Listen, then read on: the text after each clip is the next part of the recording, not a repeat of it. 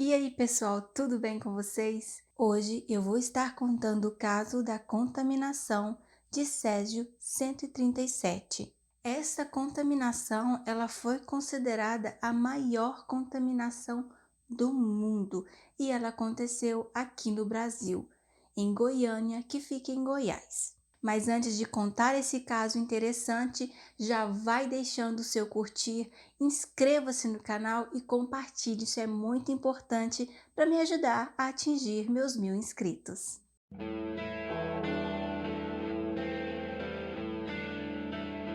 Em 1971, foi instalado no centro de Goiânia um instituto de radioterapia. Este instituto ele funcionou por muitos anos, ele funcionou até 1985, mais ou menos, quando ele acabou sendo desativado e abandonado. Literalmente ele foi abandonado devido a uma disputa judicial entre o instituto e uma outra empresa.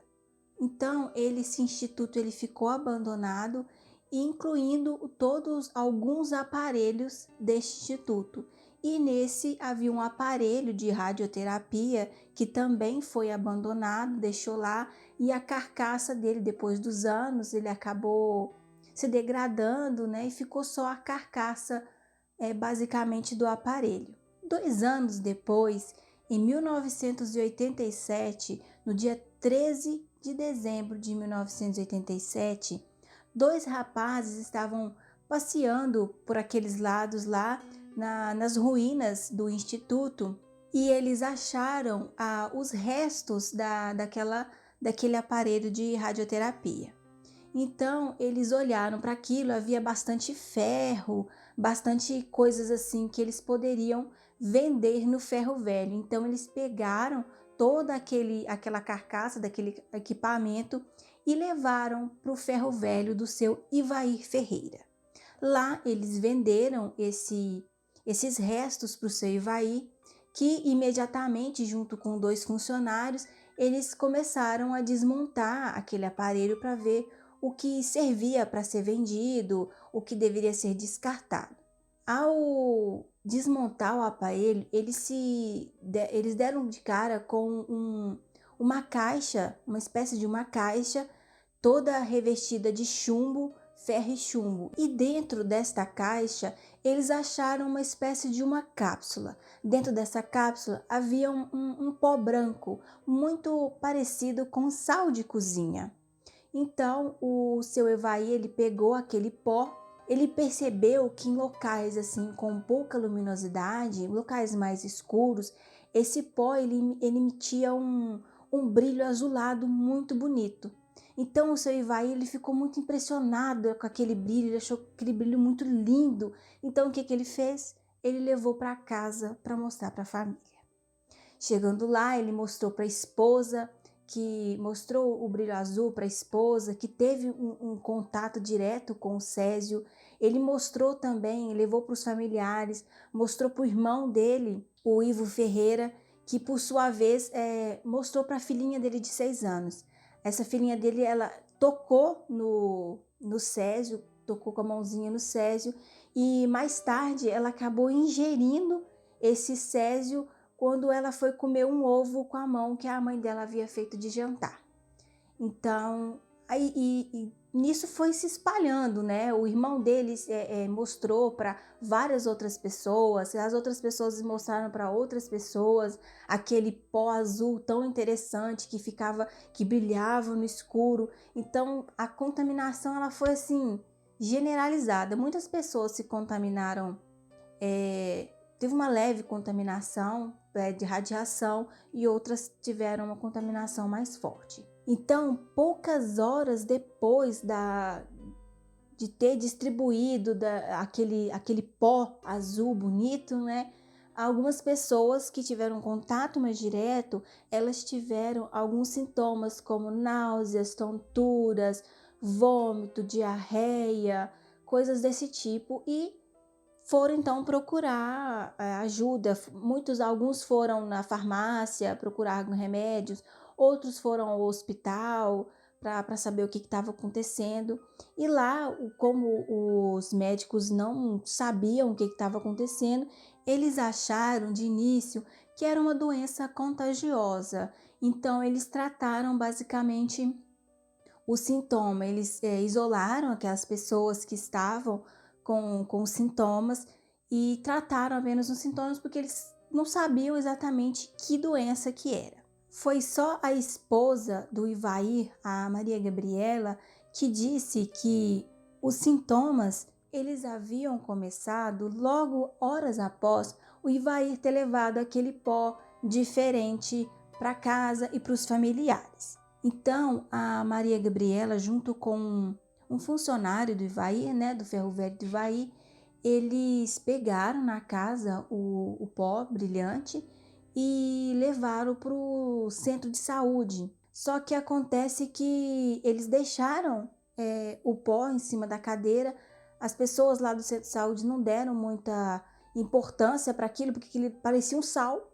Então, eles não deram muita importância e acabou que aquele sal, né, o césio, ele ficou 2 dias na cadeira, abandonado lá na cadeira, contaminando, sabe lá Deus, quem passava naquele lugar lá. E as pessoas continuaram a sentir os sintomas, né? Os sintomas foram cada vez mais se agravando.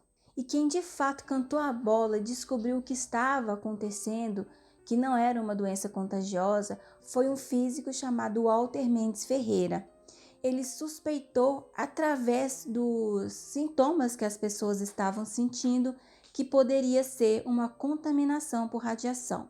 Então, ele pegou 2 aparelhos que detectam a radiação e foi até a casa do Ivair e ao centro onde estava aquele sal estranho. E nesse mesmo instante, os aparelhos detectaram mesmo que de fato era radiação. Então, as pessoas que claramente estavam contaminadas, né, que estavam com bastante sintomas, elas foram isoladas para começar o tratamento. Só que, infelizmente, aquelas pessoas que tiveram um contato mais direto com o césio acabaram falecendo, que foram elas a esposa do Ivair, que foi até o local, lembra, pegar o césio para levar para o centro de saúde.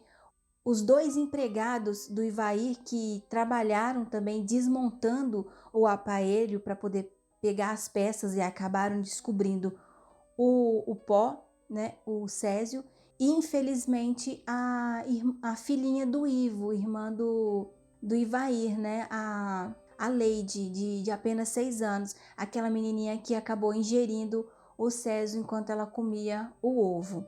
A contaminação, ela foi muito grande, porque o césio, o pozinho, ele aderia muito fácil a coisas, a umidade. Então, a pessoa pegava, ele aderia na mão da pessoa, a pessoa encostava na roupa, ele grudava na roupa, grudava em maçanetas, grudava em portas, brinquedos, utensílios domésticos. Então, uma pessoa tinha contato com o césio, ela cumprimentava outra pessoa, ela contaminava outra pessoa, mesmo que de forma leve, ela acabava contaminando essa pessoa. Então, a contaminação assim, foi muito grande. E por causa, lembra do físico que eu disse?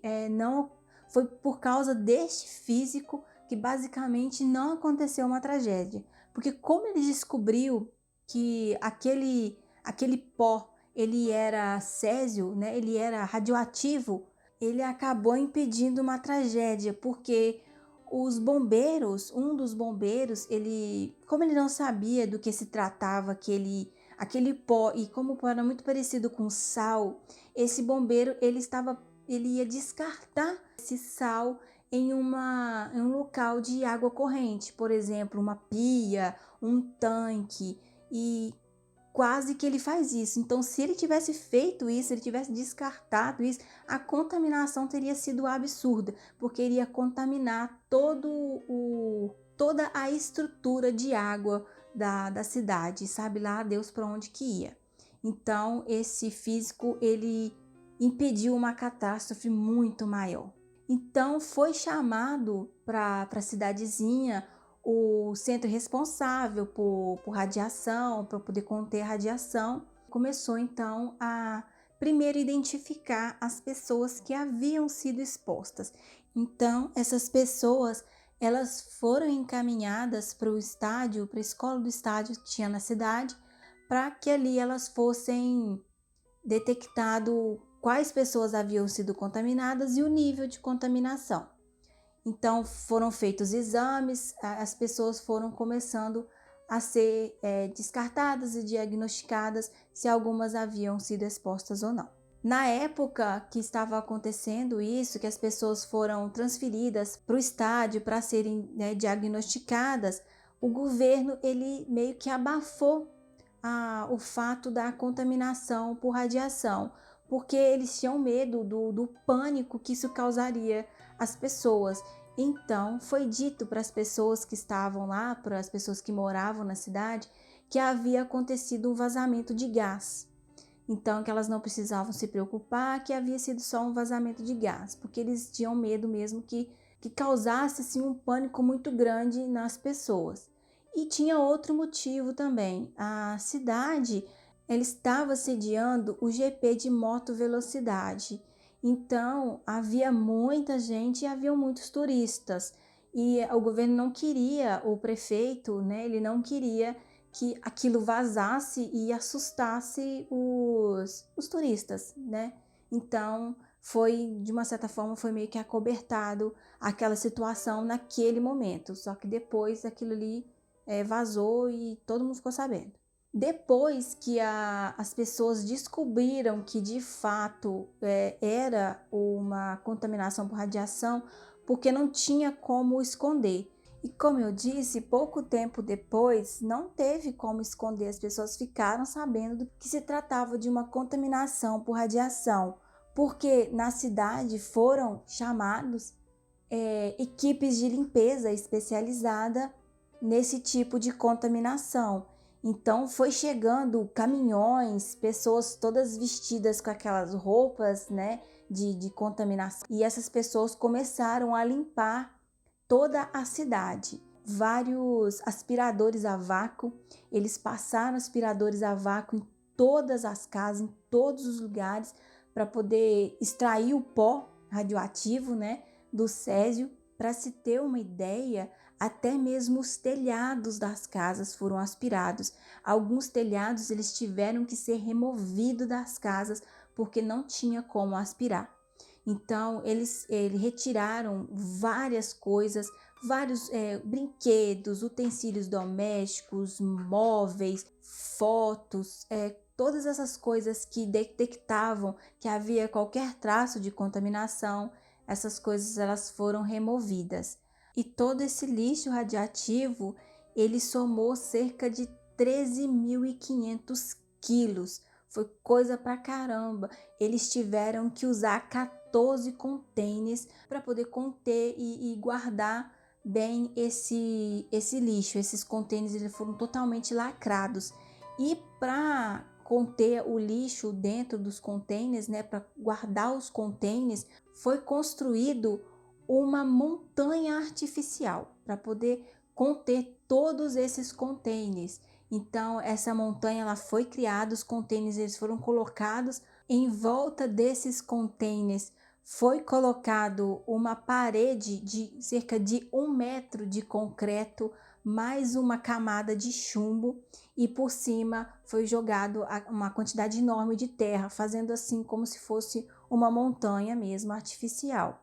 E esses containers eles vão ter que ficar lá por pelo menos 180 anos, até que eles não sejam mais nocivos à saúde das pessoas. E devido a esse acidente radioativo, infelizmente a cidade ela foi muito afetada. Então as pessoas começaram a se livrar das casas, tentando vender. Algumas simplesmente abandonaram as casas e foram embora. A cidade ela sofreu também muito preconceito devido àquele acontecimento. As pessoas ficaram com medo de ir na cidade e se contaminar, porque as pessoas não tinham noção de se poderiam ser contaminadas ou não. As 4 pessoas que morreram devido a contaminação muito forte, elas foram enterradas Então a cidade ela ficou assim, decaiu muito, as pessoas não queriam, ninguém queria comprar nada na cidade, o comércio praticamente acabou na cidade, então foi extremamente complicado, basicamente acabou com a cidade. Foi apenas nos anos 90 é que a cidade voltou a ficar viva de novo, né? Os prefeitos, o governador, eles revitalizaram a cidade, deixaram ela mais bonita, arrumaram tudo e então as pessoas começaram a voltar para a cidade, começaram a comprar imóveis naquele lugar, pessoas começaram a comprar, empresas começaram a comprar imóveis que estavam num preço bom, apesar de ter subido cerca de 4 vezes o valor que era antes. As empresas começaram a comprar para fazer hotéis, então a cidade voltou à vida novamente após 1990. 25 anos depois do ocorrido, foi levantado, né, o quanto o impacto teve na vida das pessoas da cidade.